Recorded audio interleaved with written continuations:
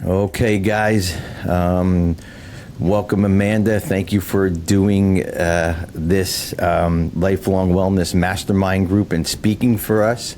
We did a little pre-recorded session here. On my end, I just want to try a couple things out, and on your guys' end, who's watching this now, it's going to be a little bit more directed, and especially with Amanda, we have a lot of questions. So, guys, after this recording ends, Amanda's going to come on and she's going to answer any questions or follow-ups with anything, and then we'll just go over things. So just hang on. This is going to be a great interview. I know Amanda personally because of COVID, and she jumped on one of our Friends in Recovery podcasts, one of our Friends in Recovery meetings, and we just kind of took to each other. And we've been very good friends ever since. And I asked her to come on because she has an amazing story, like you guys seen in the emails I sent out to you, is that she's lost a lot of weight. She's in recovery, and there's a lot of things going on in her life, good, bad, indifferent, just like all of us. And she's here to share all that with us. So Amanda, welcome. And this is going to be a grueling interview. I'm just kidding. So we met on the Friends in Recovery meetings when COVID hit, correct? Right. Okay. And where were you at in your life when COVID hit? Was this the beginning of your weight loss, or was this just a quick tell us where you were when we met? No, I had already I had already lost right at 300 pounds. Okay. So how much weight did you lose overall? 320 pounds. Wow, 320 pounds. So that's up to date right now, 320 pounds. Mm-hmm. If anybody's seen those before and after pictures that you sent over to us with your bio, it's just you don't even look like you. It's just amazing. You don't even look like you. I'm not the same person that I was. No, I can imagine, right? I mean, just with your mindset, your thinking, your physical activity, your everything, breathing, walking around, everything. I mean, it just affects everything. I picked up 50 pounds at the gym, and I'm like, how did I carry that? Pick up everybody. I want you to go pick up 320 pounds and walk around with it all day long, right? It's just crazy how we kind of just not let ourselves go, but fall into this abyss or whatever, just like our recovery. It happened. So Amanda, first question I want to ask, who is Amanda Black? Who are you? I am a 43-year-old caregiver. I'm a single mom of 3 kids, 24-year-old, a 16-year-old, and a 9-year-old princess. She is her mama's mini-me. I spent 22 years in active addiction, and I grew up in a very toxic home, being raised by a narcissistic mother, and my father passed away at the age of 3, and so to say that I was looking for an escape was an understatement. We weren't allowed to have feelings as a child, much less speak about them. Children were to be seen, not heard, and so I didn't even, I remember when I was in treatment, my case manager said, how come anytime something happens to you, you cry? Well, because crying was the only emotion I knew. And you learn, that's what you do as a baby. And that just tells, in that moment, I realized I was never taught a coping skill. Not a single coping skill. Because the only one I knew was the one I learned as a baby. And that was the crying? That was crying. Attention seeking, right? Yeah. And, getting, obviously when we're babies, we cry to get our needs fulfilled, right? Yeah. So you took that in through your early childhood? Yeah. Oh yeah, and I mean, so I was people pleasing, and at a very young age, I think the earliest I remember my weight playing a part of my life was I started having weight problems at the age of 10. Mm. And so I would have been in about fourth grade, and I was overweight all of my life, you know? And my mom and my grandmother would say things to me like, well, you got a pretty face. And they would say, uh, you better lose that weight so you can get a good man. You know, stuff like that. And that is not how you encourage your child to get healthy, you know? So that is definitely a generational curse that I have broken with my daughter. So, but anyway, me and food had a love affair. Like, food was the one thing that nobody could take away from me because it was something I had to have. And it was my best friend. You know, being that I didn't have any coping skills, to say that I didn't have any people skills, you know, I mean, I had friends, don't get me wrong, but I didn't really have friends, you know. I mean, I had friends of convenience, and I would do pretty much anything, you know, within reason, for somebody to be my friend. I mean, I remember stealing $10 from this girl at school one time and passing it out so I would have friends for the day. You know? And so food was my best friend. And Let's then, go back to let's go real quick. Let's go back to age 10 when you said that's when you started noticing. Did you notice it, or how did that come about? Like at age 10, did you, like, looking back now, or is it? looking back now, Okay. I All right. realized that there was an issue. Did you think there was something wrong at age 10? No, I just remember that.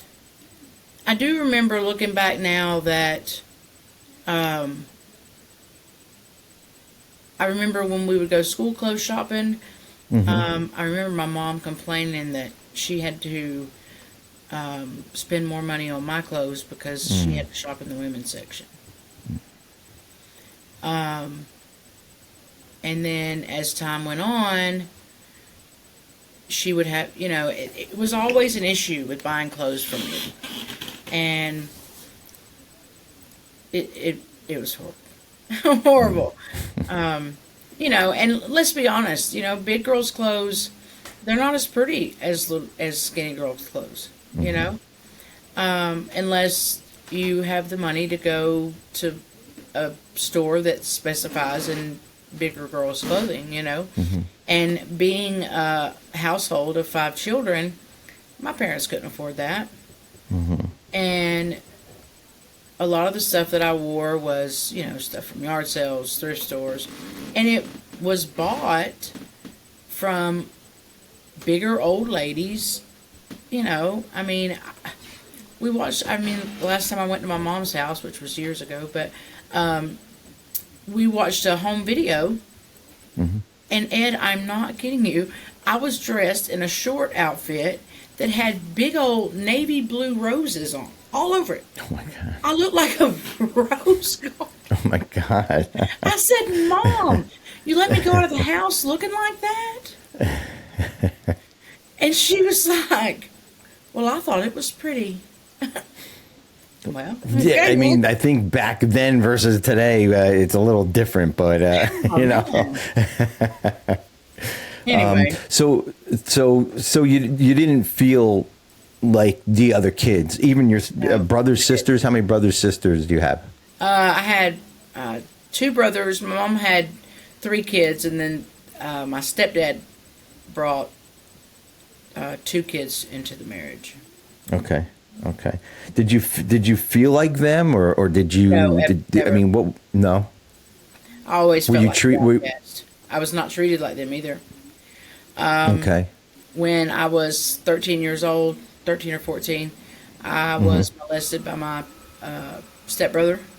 And I remember I didn't want to wake my mom up because I didn't want her to get mad at me for waking her up. And so I stayed awake in my bed, waiting for her to wake up.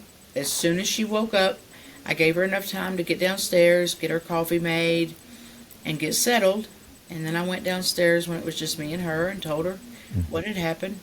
Because, it happened in the middle of the night. And she told me I was lying because I didn't wake her up as soon as it happened. So nothing was done to him, and that I just felt like I didn't matter. And it wasn't just that incident. It was everything, and looking back now, raising my kids, I feel like there may have been some oppositional defiancy disorder going on. And she was my person, but my mom did the best she could with what she knew. It was just a generational thing. She treated me the only way she knew how. Yeah. So from 10 years old, weight problems started. 13 to 14-ish, you get molested by your stepbrother. Where did that go? Like the food, and was there drugs? Because now you're being told you're lying, right? And something physically happened to you, and you're told that you have to lose some weight. You're dressing up in older people's clothes. You're going to the this all has to play a lot by the age of 13 or 14, and then having this happen to you from your stepbrother. I mean, So where were you at like that? I poured myself into my schooling. Okay. I excelled in school. I lived to go to school because at school I felt like I mattered. I felt like I was noticed. And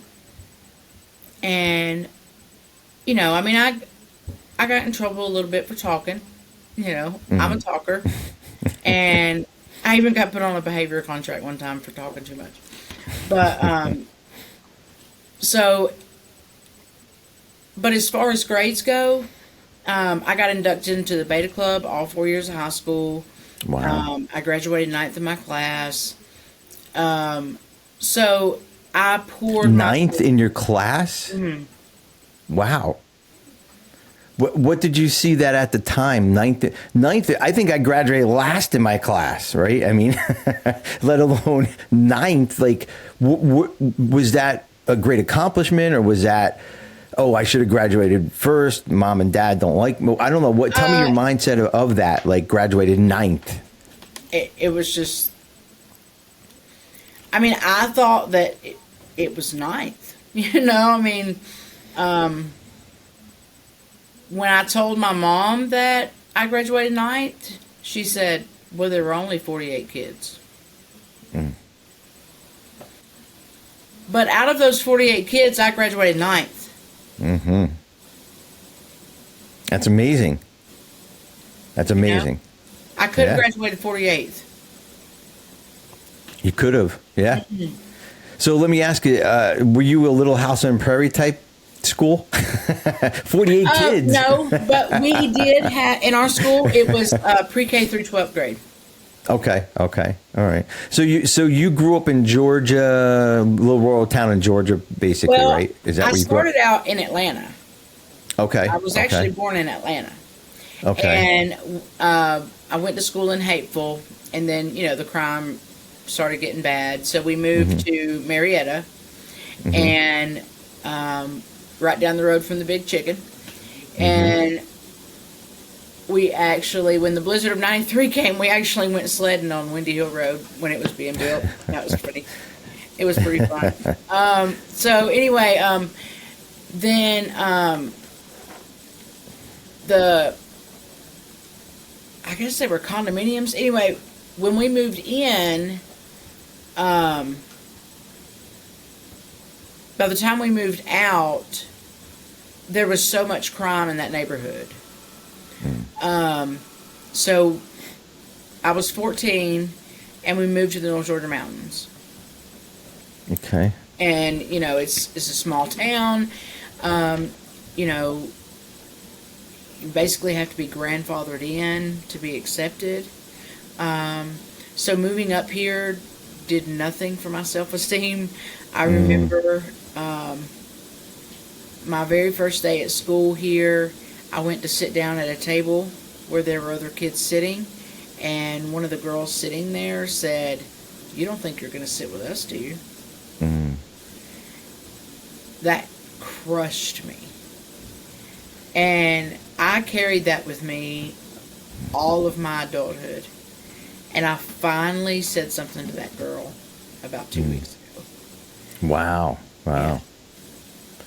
And It's amazing how one thing is said to us and we carry that throughout our life, right? And a lot of you guys know that are listening right now, is that my mom always told me I wasn't smart enough to go to a normal high school, so I went to a vocational school. Well, I think I'm doing pretty good, and I think you're doing pretty good too, as far as everything goes. Yeah. And it's just, we carry that craziness. Let's go back to graduation. You graduated ninth in your class. It was just kind of normal. It was just kind of like, okay, and it's time to move on to the next thing. Where was your weight at this point? I'm not real sure where my weight was number wise. Were you I was keep overweight, gaining? for sure. Okay, No, all right. no, So I you're was still never gaining skinny. weight. I'm smaller now than I ever have been. Wow. From even in high school, smaller than what you were in high yeah. school. Wow. Okay. Yeah, I'm smaller than I was in middle school. Okay. So after you graduated, After I graduated, I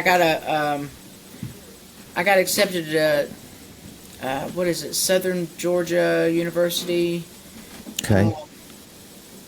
I can't think of the name of the school. Anyway, it's a university in South Georgia, and I got accepted on a full scholarship. But because I was looking for that acceptance and looking for that love that I wasn't receiving at home, and looking for it in all the wrong places, I ended up pregnant with my first son. And so That was at age what? 19. 19. Okay. Well, I found out I was pregnant at 18. Okay. And I had him at 19. Still overweight, correct? Oh, yeah. Yeah, I was Okay. high-risk pregnancy with all three of my babies because I was Okay. Okay. All right. I had diabetes and- with all of them. Okay. So diabetes, I'm sure there's all kinds of these health issues along the way also that you were dealing with, right? I'm sure from the age 10 on, right? I mean, I'm sure of all that. And that didn't help the self-esteem either, right? No, and here's the thing. I feel like I had diabetes as a child, but I was never taken to the doctor for my weight. I was just told to do better. You know, You're not trying hard enough, right? Yeah, it was all on me. Yeah. You know, Yeah. all the effort was on me, and but I was never taken to the doctor. My numbers were never checked. But I believe with all my heart I was full-blown diabetic. There's no way. So health issues up to age 19 and a pregnancy. Did you find out anything with the doctor then? What like the doctor tell you to lose weight, or did he kind of doctors talk told to me you all- about anything? They continued to tell me to lose weight. Okay. You know, and I would try. Let me rephrase that. I would say I would try. You know, and I would pick a diet. I'm going to do this, and I would justify not doing it. You know, and What do you mean justify not doing it? What does that mean? well, I would say I was going to do it, but in secret, I was not doing it. Okay. Does that make Okay. sense? Like there was always a reason why I couldn't, but really it was just an excuse. Yeah. You weren't ready, right? No. You weren't ready. Yeah. When did all the drug use come in, or the alcohol use, or substance abuse? When did that come in? At 19. When did that start playing a role? At 19. I smoked So my were you first joint at using? 19. Okay. So were you using when you had when you were pregnant? No. Okay. I Okay. didn't use while I was pregnant, but I did smoke weed while I was pregnant. So, Okay. Okay. let's be clear about that. And I justified it by saying that I needed to smoke weed so I could eat. I never had a problem eating. Yeah, right? But now with my daughter, I did stay sick a lot the first trimester. But, the doctor had me on 6 Percocet 10s a day, so that would make anybody sick. And being an Wow. addict, I took those things like, the doctor told M&Ms. me, God. So 19, you have your son, you're still overweight, and now substance abuse comes in, thrown right in there. I mean, you must have felt like $1 million with that going on, right? I mean, seriously. Not really. I didn't. The marijuana, it made me tired, and I slept enough on my own. Depression? I had depression a lot growing up, and so. But of course, they didn't die. Didn't get taken to the doctor. I just got accused of smoking marijuana. Yeah. So. Anyway, sorry, my mind goes blank a lot. No, it's okay.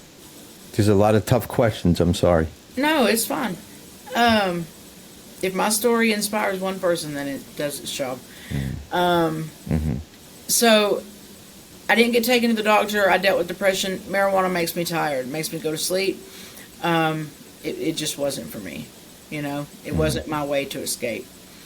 Then at the age of 20, this older lady that I knew,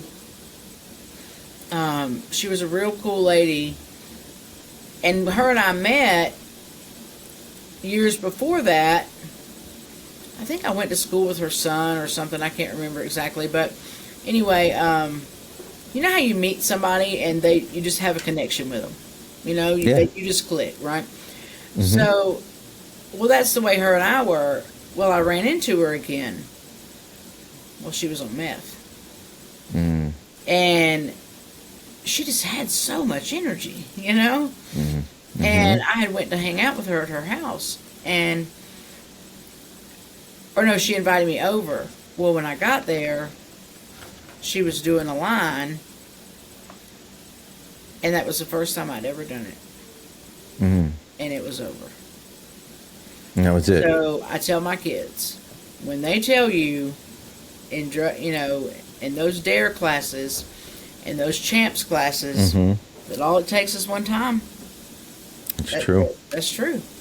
Yeah. Especially if you have the gene that we have is, it's like, okay, it makes us feel better. It makes us, I remember. All those emotions that you're feeling every day, all it takes is that one time and they're gone. Yeah, they're gone. Absolutely. So you started smoking meth. Was that your drug of choice at what age? What, in your 20s now? No, well, I was. It was right after my son was born. He was only a couple months old. Okay. So that was your drug of choice. Alcohol, was alcohol in there too, or was it just meth? Just meth. Okay, meth. Well, it was and meth it made and you. Okay, and it made you feel like you were $1 million bucks, right? I mean, well, baby. Yeah. And you had all this energy now, which you never had, right? Because of your overweight. And I know everybody's probably asking this, and did you lose weight on the meth? Because that's no, okay. So you're eating. I mean, I might have lost 20 pounds. Okay, but nothing out of the Not blue drastic, that. no. Nothing drastic. Okay, so And I remember you were staying eating, about about a year and a half into my weight loss journey. I'm smaller now than I was when I did meth. Wow. I spoke. Wow. I mean, those words came out of my mouth. Wow, that is crazy. So that now let's fast forward, because I don't want to stay in the problem. I want to get to the solution, because solution is recovery. How old were you when you got into recovery? I was 36. 36. Okay. Yeah. Still overweight. Oh yeah. Okay. Still Like overweight. 468 pounds. 468 pounds. I couldn't even imagine you looking. I couldn't. Well, I mean, the before and after pictures, obviously, yes. But so 468 pounds, you come into recovery, and you kick the meth and whatever else you're using. How did you feel then? And what did it? I mean, I did you felt feel great good? because I went to treatment. And I do want to say that I got busted back in '02, and I stayed clean and sober off all mood altering substances for 4 years. Okay. However, I didn't go to treatment. And treatment, the word treatment speaks for itself. You got to treat that underlying cause. Yeah. If you don't, you're going to relapse. Like you're just white knuckling it. I mean, you're just biding your time. I stayed clean and sober off all mood altering substances for 4 years. But then I was sitting on a friend of mine's couch one night, and she pulled out her Loratabs, and all of a sudden my back started hurting. And I was like, I think my back hurts. He was like, no, you don't need one of these.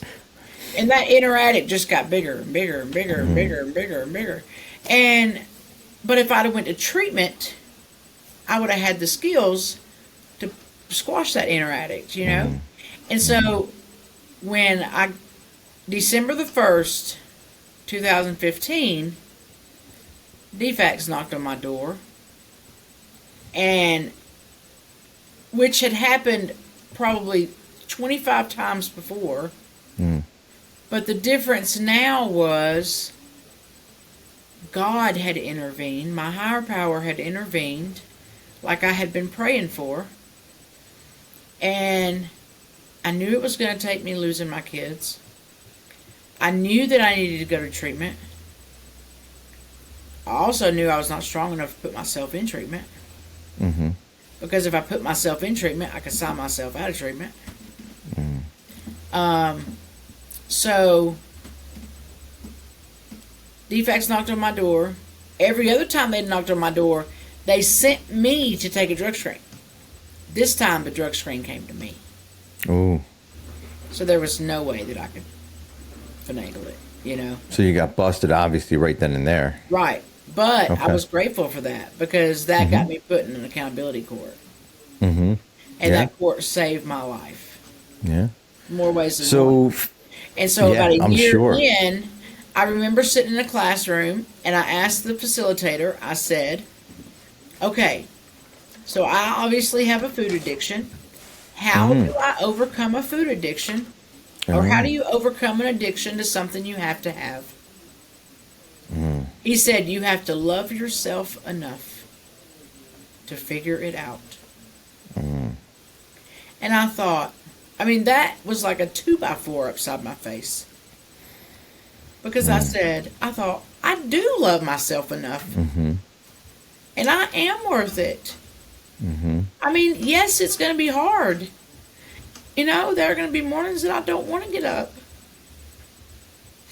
And there are going to be days that I get off work that I don't want to go work out. But I'm so tired of not feeling good. And I have not fought this hard to get clean and sober for my kids to lose me. You know? So, that day, like it was, in that moment, I decided I was done. And as soon as that class was over, I went straight to the park and I walked 2 miles. wow. So this is 2016. Okay. So now you're a year sober. 2016. This was so obviously 2017. What, 17. Okay.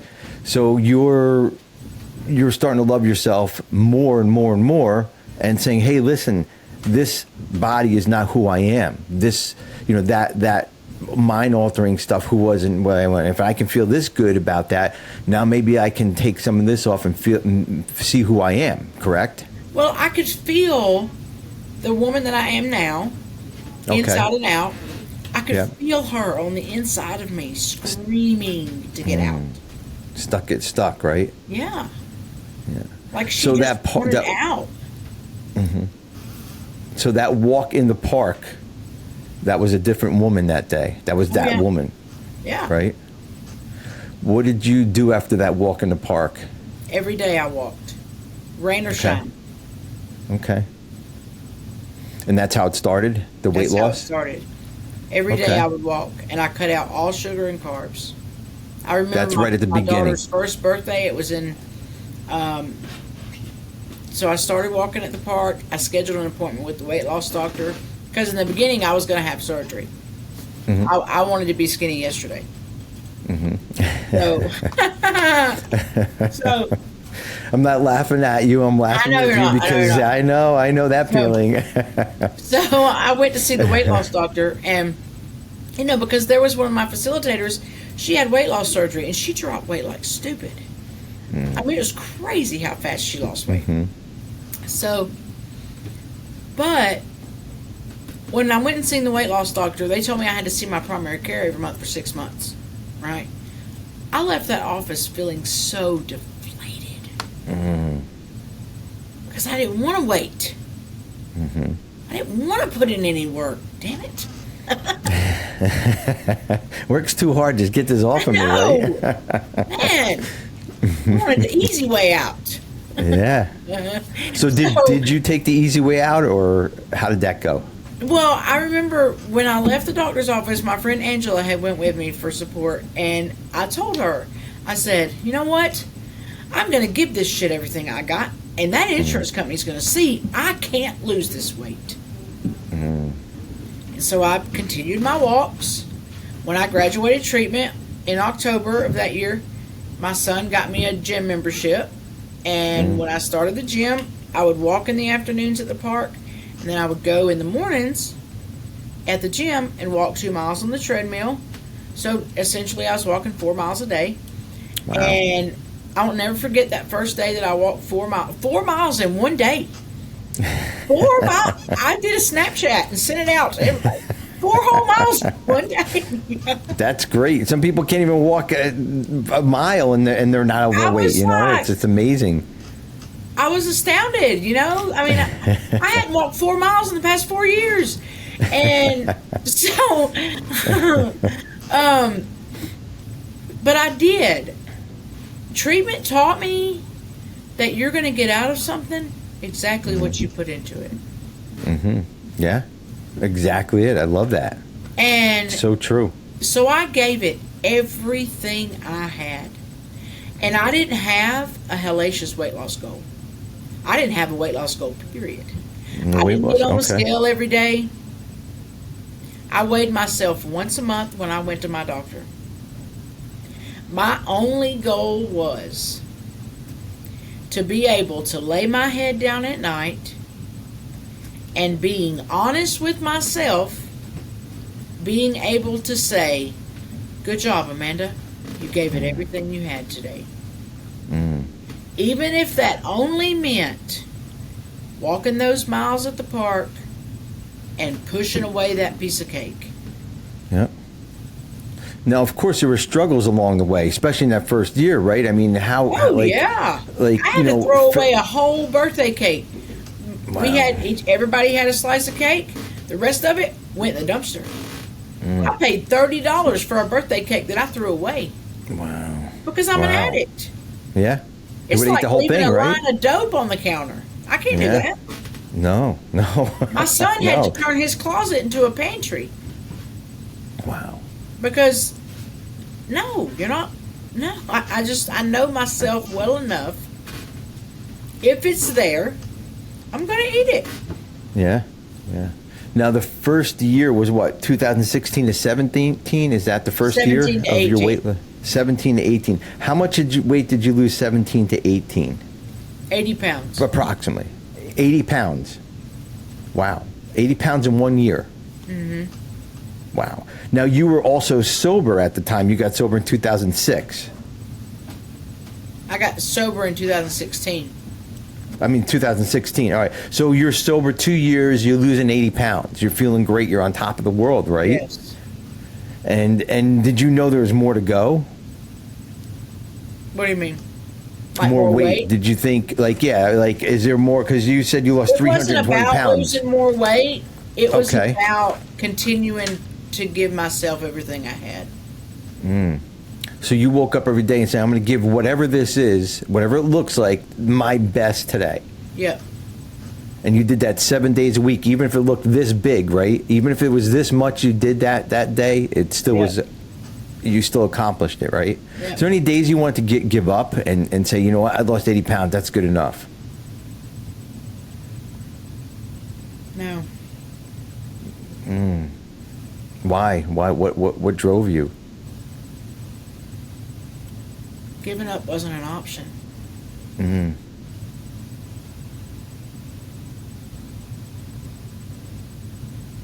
It just wasn't an option.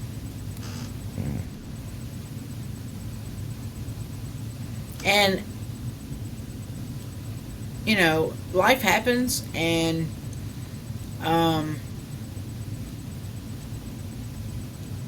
life gets in the way. There were days that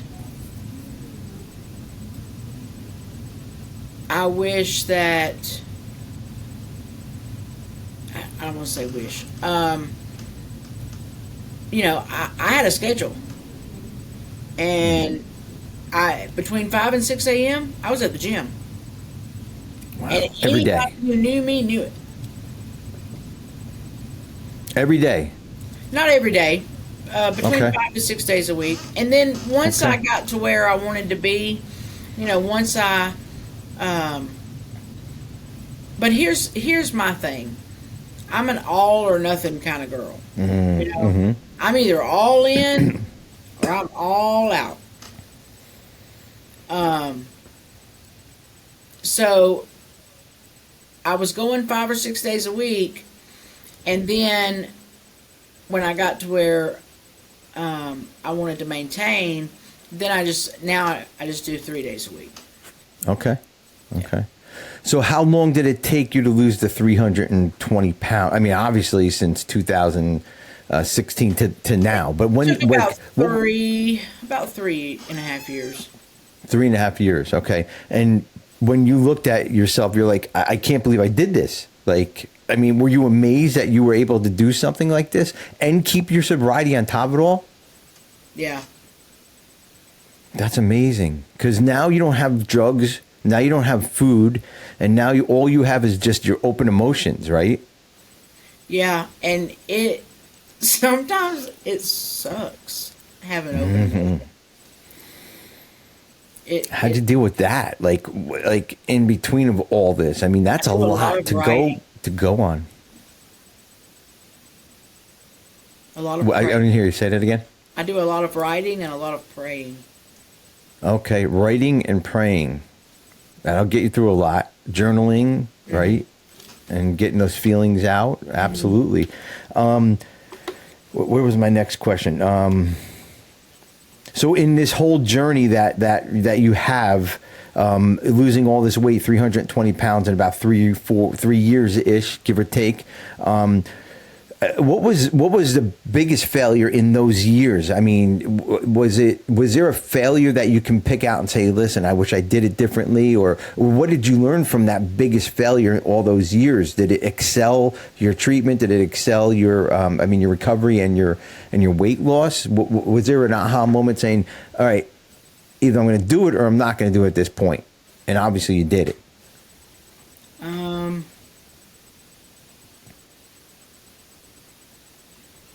When COVID happened,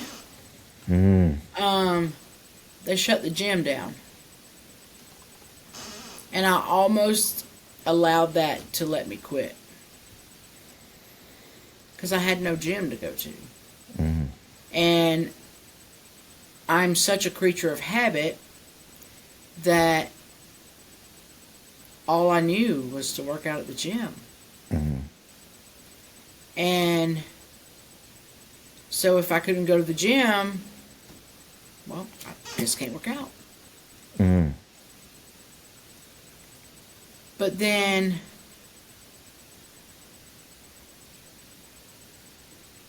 giving up wasn't an option. So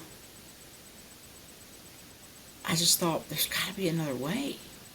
Like, people work out at home every day.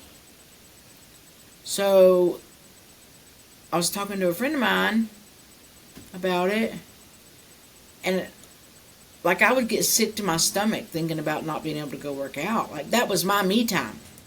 You know, I'm a caregiver. I take care of people all day long. I'm taking care of old folks in the morning and young brats in the afternoon. That would be her kids, ladies and gentlemen. I mean, don't get me wrong. I love my kids. I do. I know you do. Like, that was an hour to an hour and a half a day that I just got to be Amanda. You know? And everybody needs, you know, the first thing that I did when I started my weight loss journey was accepted myself where I am. You got to love yourself where you are. I love that. You know, when that facilitator said you have to love yourself enough, what he meant was you have to love and accept yourself exactly where you are. And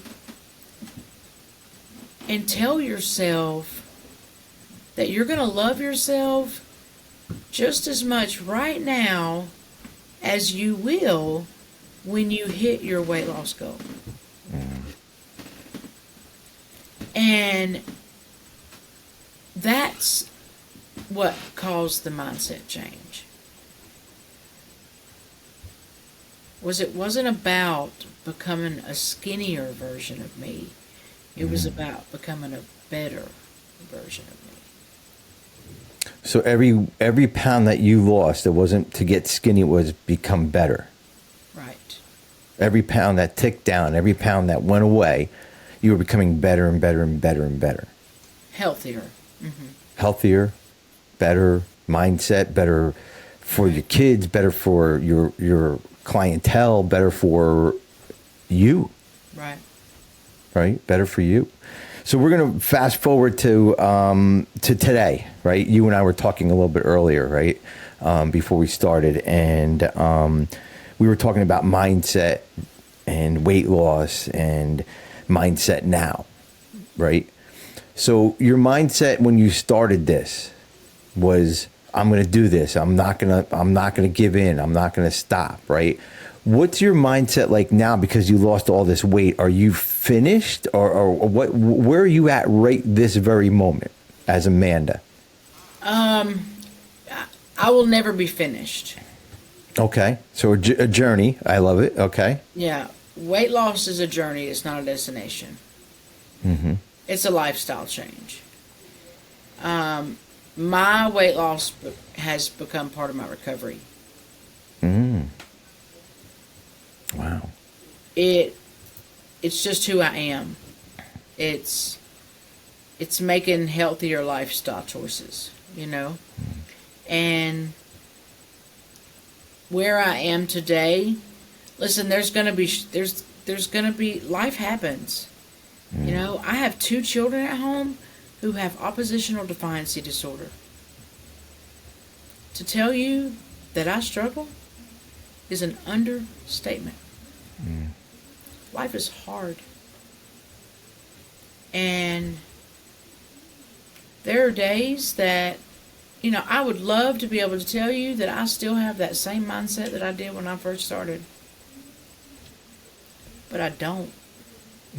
And recovery is real, recovery is raw, and recovery is honest. But one thing that I have learned is that it is okay. You know, I was talking to Ed earlier before we started recording, and I am struggling right now, you know. On the 19th of this month, I celebrated 8 years clean and sober.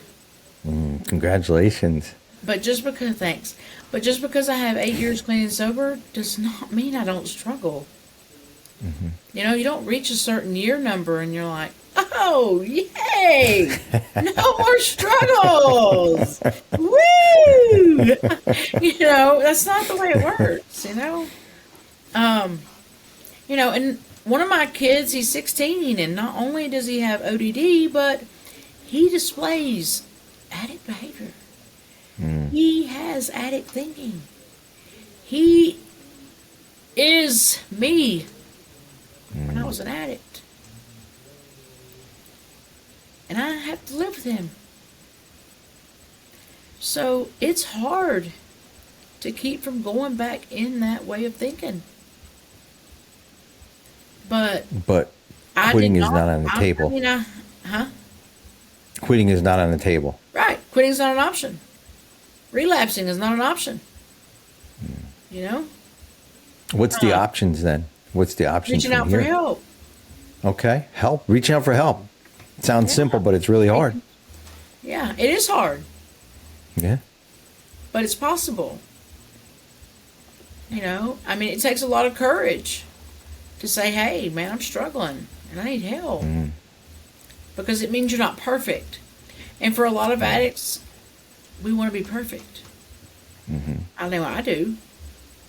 Or, that's the mindset I had for a really long time.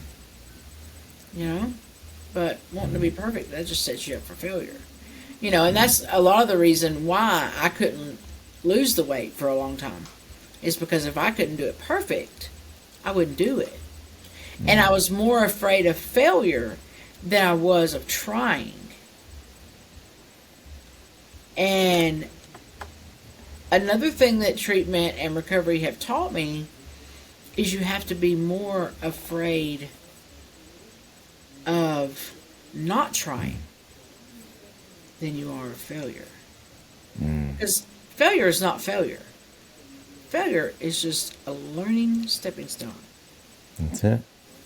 Yeah. That just Amanda, so we're going to come. Oh, go ahead. My thing is, win or lose, win or learn, you never lose. No. You never lose. You're right. As long as you're moving forward and as long as you're learning. I always say learning and growth is going to just keep us going. And I love the journey part. I love how you said life is hard, right? Life is hard. And nobody's going to sugarcoat that no matter what. Everybody's life is hard. I love how you said I have my reprieve of myself and my workout every single day. I get that because I have to do for others all day long. And then I get to do for myself, even if it's an hour. We've never done that before, even if it's an hour with your therapist, whatever it is, an hour on here, you're taking care of yourself. You're reaching out. You're asking, what's the next step? So I'm gonna close with this. I'm gonna ask you, what is the next step in Amanda Black's life? What does that look like? Well, I'm gonna start doing some coaching. I'm gonna get coaching, and then I'm gonna look for a new career avenue. I'm burnt out on caregiving. It's time to. The only way we keep what we have is by giving it away. And it's time for me to take the things that I have learned over the past 8 years and put them to use. That's about all you can do, right? Yeah. You have to just give it back to keep it. And that's an amazing journey. There's a lot more. Obviously, you can't do it in an hour and tell the whole story. But Amanda, your journey was amazing, and I got to know you throughout these years a little bit, more, and looking forward to some work together in the future. Yes. And watching your growth, and because you're not done yet. You're not finished. Quitting is not an option anymore. Quitting is not an option. Failure is an option, but quitting is not an option. Right. Amanda Black, thank you so much. You're an amazing human being. I really look up to you. I know you say you look up to me, but the tables are turned. Somebody to take their life and completely turn around with food and substance abuse. It's just amazing to me. So you keep in touch with us. I'm going to turn it over to the group right now with some questions, And Amanda, thank you so much. I really appreciate it. Thanks for having me.